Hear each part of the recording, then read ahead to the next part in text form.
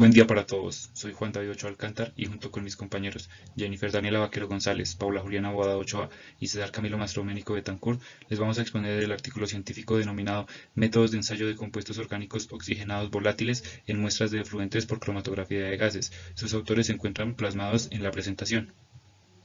Los compuestos orgánicos oxigenados volátiles y semivolátiles, también denominados OVOC, son compuestos orgánicos que contienen al menos un átomo de oxígeno, tales como aldehídos, alcoholes, fenoles, ésteres, éteres, ácidos carboxílicos y sus derivados.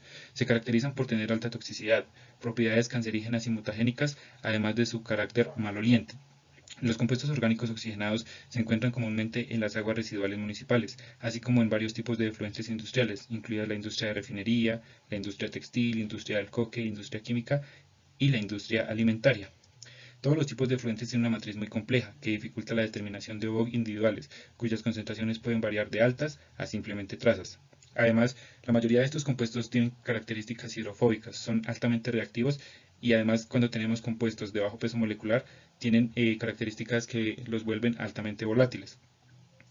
Debido a su impacto negativo sobre el medio ambiente, los compuestos orgánicos oxigenados han sido recientemente objeto de considerable interés entre los científicos que desarrollan nuevos métodos de degradación de OOX en efluentes y procedimientos analíticos que permitan su identificación y determinación a niveles bajos de concentración, como se ilustra en el número de artículos relevantes publicados entre 2004 y 2019, información que nos otorga la imagen que encontramos en la parte inferior izquierda de la diapositiva. La importancia de los fenoles en los efluentes se refleja en el número de trabajos sobre la presencia de OOX en los efluentes, más del 50% de los cuales tratan con compuestos fenólicos. Esta información la podemos encontrar en la figura que se encuentra en la parte inferior derecha de la presentación. Para analizar los grupos restantes de OOC se necesitan métodos basados en técnicas sensibles y selectivas, que incluyen cromatografía de gases, cromatografía líquida de alta resolución, cromatografía iónica o electroforesis capilar. Debido a las propiedades físico-químicas de los OVOC, la cromatografía de gases es la técnica preferida debido a su menor costo de un solo análisis, muy alta resolución y la posibilidad de ajustar la selectividad de un procedimiento mediante la elección de una gran cantidad de fases estacionarias, así como la disponibilidad de métodos de detección universales y selectivos. Sin embargo, para garantizar la suficiente sensibilidad de un procedimiento, normalmente se requiere un paso de preparación de la muestra que proporcione aislamiento y enriquecimiento de los analitos. Este artículo nos ofrece una revisión de los procedimientos para la determinación del contenido de compuestos orgánicos oxigenados volátiles y semivolátiles en muestras de aguas residuales domésticas, industriales y municipales mediante la técnica de cromatografía de gases. Las técnicas disponibles en cada paso del procedimiento analítico se discuten junto con el panorama y los problemas generales resultantes del uso de varios métodos de preparación de muestras y determinación final. También se incluyen aplicaciones de los procedimientos discutidos al análisis de efluentes reales. Para el caso de la extracción gaseosa, se dispondrá de dos diferentes métodos, que sería el Dynamic Headspace o si no el Static Headspace, en donde, pues, primero que todo, es un método de separación de gases por, digamos, por presiones, en donde, pues, primero en el estático se trata de las diferentes presiones que se pueden ejercer cuando las concentraciones son iguales, tanto en la muestra como en el agregado. Y en el dinámico podemos observar que también hay una parte de la trampa en donde pues así se dispondrá para pasar al diferente absorbente, ¿sí? En donde se dispondrá ahí la fase móvil del sistema. Para el caso de la extracción de los líquidos se pondrá el método de extracción más simple, que es el mostrado con bueno, diferentes variaciones, que sería la LLE, que es el líquido de extracción, en donde pues primero es un método de separación por solubilidad y por densidades, en donde como pueden observar en la gráfica, primero tenemos un líquido, una mezcla de los líquidos en donde uno se tiene con una mayor densidad, que sería el que está en la parte inferior, y el que tiene la menor densidad está en la parte superior. Siendo así que, bueno, debido al embudo de separación, podremos así separar cada una de las muestras, siempre y cuando tengamos en cuenta qué tipo de mezclas son y así poder agregar los diferentes eluyentes que nos permitan separarlo por su polaridad.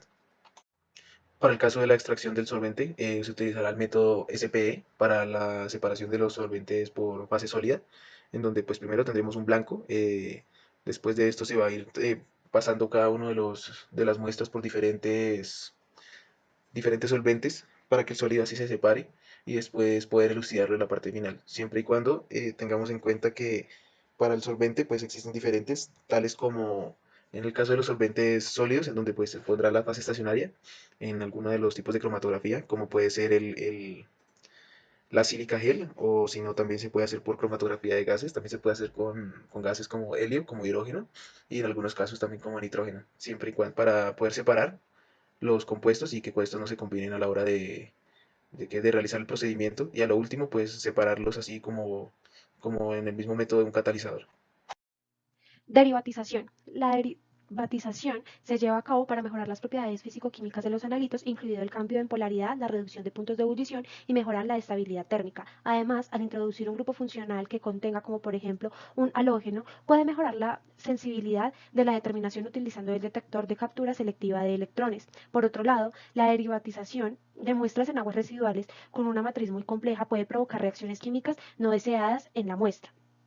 Por otro lado, la introducción de un agente derivatizante puede contaminar una muestra y extender el tiempo de preparación de la muestra. En consecuencia, la derivatización de analitos debe considerarse como un último recurso, utilizando solo para los analitos para los que la determinación directa a bajas concentraciones es muy difícil o imposible, incluidos los compuestos que contengan grupos funcionales como carboxilos e hidroxilos, dependiendo de un grupo de analitos investigados. Se lleva a cabo varios tipos de reacciones de derivatización que incluyen silización, esterificación, alquilación o acilación. Los reactivos más comunes utilizados para la derivatización de Obocock, que bloquean los grupos polares, que son donantes de protones, es decir, grupos hidroxilo y ácidos carboxílico, incluyen alquilcilanos, tales como BSTFA, TMSIM, entre otros.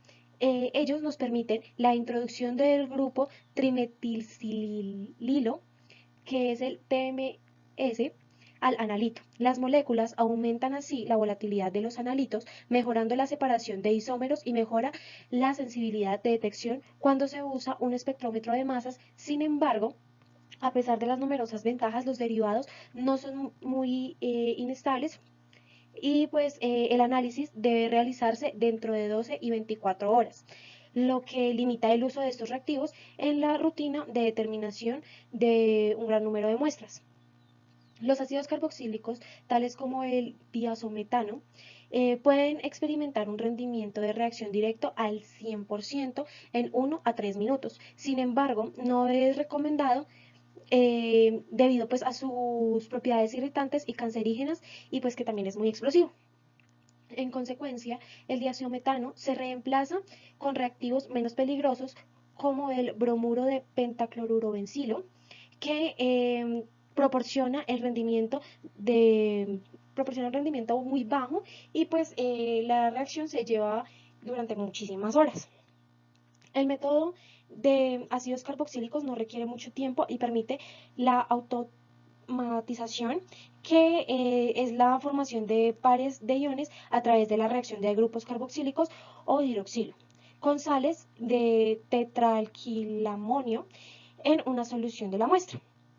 Los pares de los iones formados después de ser inyectado en el punto de inyección por cromatografía de gases, bueno, se calienta a una temperatura que tiene que ser mayor a los 280 grados centígrados, se convierten en ésteres de alquilo y pues a menudo son butilos. Los ésteres formados tienen una mayor relación de carga-masa, lo cual pues mejora su análisis en cromatografía de gases. Otro enfoque interesante es el procedimiento basado sobre el uso de eutécticos, que son pues más económicos y son sencillos de sintetizar, y pues en este procedimiento se utiliza un disolvente que está compuesto por cloruro de colina y 4-metilfenol en una relación 1:2. Eh, Tanto para la extracción de analitos como para su derivatización de pares de iones. Otra clase de reactivos que permite la derivatización de los ácidos carboxílicos a ésteres de alquilo en forma acuosa son los alquiloclorurometianos, que son ésteres de alquilo formados que se pueden extraer fácilmente de disolventes orgánicos no tóxicos. Proceso de separación de fases estacionarias. La selección de una columna cromatográfica adecuada tiene un efecto decisivo en los resultados tanto cuantitativos como cualitativos. Se requiere una separación efectiva de analitos para una correcta identificación, la determinación precisa y por tanto aplicabilidad del procedimiento analítico.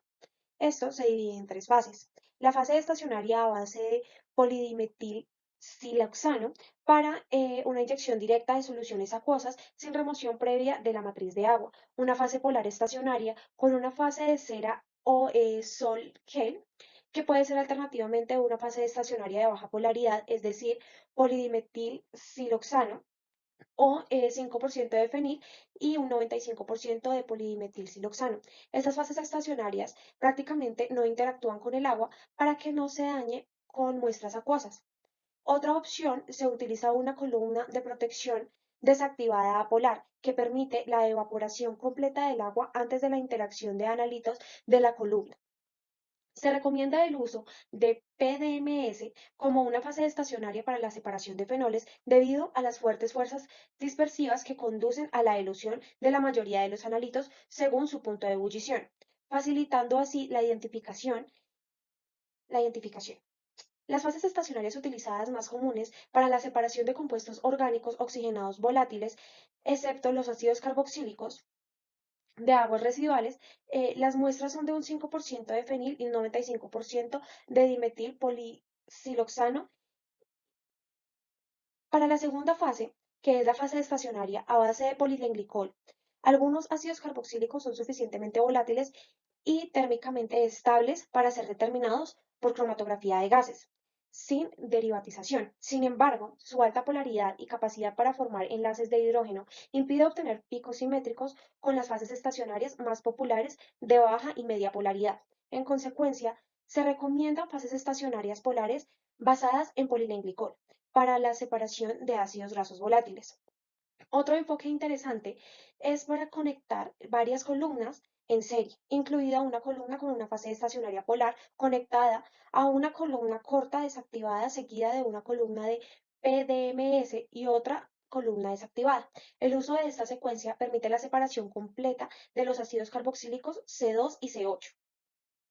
Además, el uso de una fase estacionaria polar en la primera columna resultó en la obtención de picos estrechos y simétricos. La desventaja significativa de las fases estacionarias polares es su temperatura máxima de funcionamiento relativo, la cual es muy baja debido a que debe ser menor de los 260 grados centígrados y no son adecuados para el análisis de compuestos de altos puntos de ebullición, como los ácidos carboxílicos de cadena larga o los ácidos dicarboxílicos. El enfoque más reciente es el acoplamiento del espectrómetro de masas de tiempo de vuelo. Son con cromatografía de gases bidimensional. La separación de analitos por cromatografía de gases bidimensional mejora en gran medida la capacidad máxima y permite la separación muy eficaz. Para esto se utilizó la cromatografía de gases bidimensional conectada al espectrofotómetro de masas de tiempo de vuelo para determinar los isómeros de nonifenol. Este enfoque permitió minimizar la elusión de analitos e identificar un mayor número de isómeros que no podrían ser separados por pues, un método normal de cromatografía.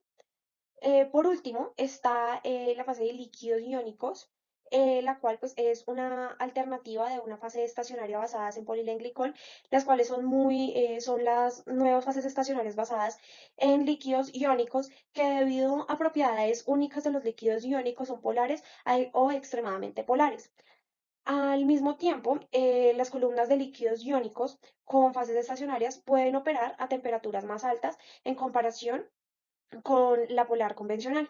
Al separar una mezcla modelo que contiene 30 compuestos de Obocock, se obtuvo la mayoría de selectividad con un líquido iónico, que es el 1,5 di 2,3 dimetil limedivasololil pentano dis trifluoruro metilsulfonil imida, como la fase estacionaria en comparación con la fase estacionaria tradicional de baja y media polaridad.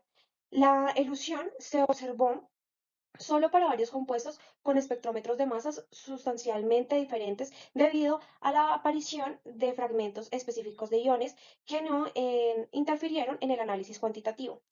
Es más, el uso de la columna con el líquido iónico resultó en la dilución de el carbono 5 a carbono 8 Y en tiempo de muertos en tiempo muerto resultó que redujo la interferencia de la matriz, ya que estos alcanos no están comúnmente presentes en las referencias de petróleo efluentes y efluentes. Los compuestos orgánicos oxigenados también se separan en fases estacionarias a base de nanotubos de carbono cuyas propiedades pueden ser modificadas mediante la unión de varios grupos funcionales, mejorando su selectividad hacia alcoholes y ésteres y reduciendo el tiempo de análisis. Algunas de estas fases para la separación de grupos selectivos de Bocock se pueden observar en la tabla que vemos en la diapositiva.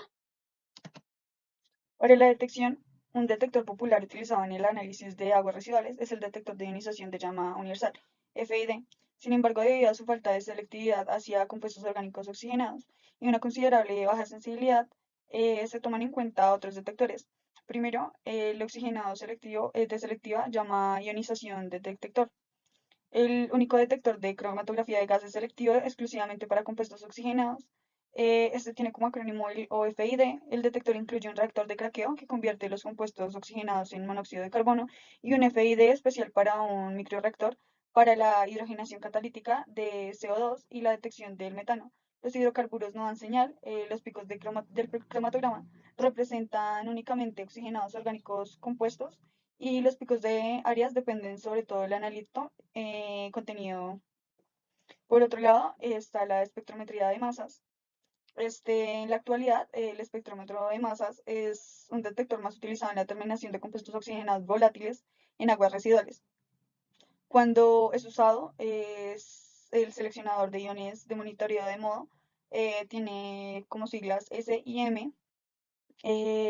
Las MS pueden selectivamente detectar analitos en presencia de coluyentes de matrices componentes.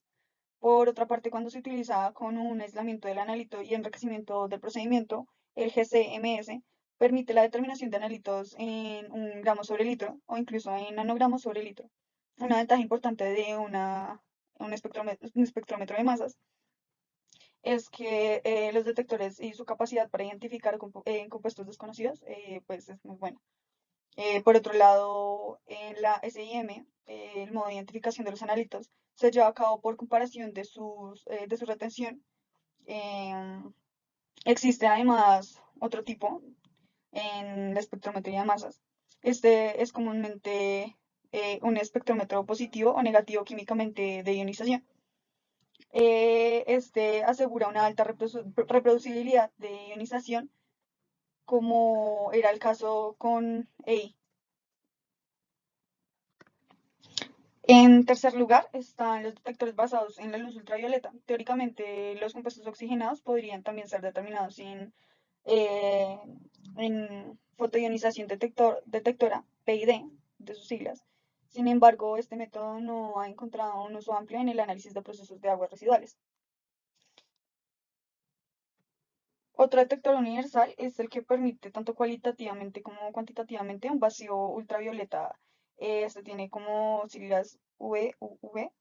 Es un trío introducido en el 2014. Este detector permite la medición de la absorción de espectros en 125 a 140 nanómetros gamma.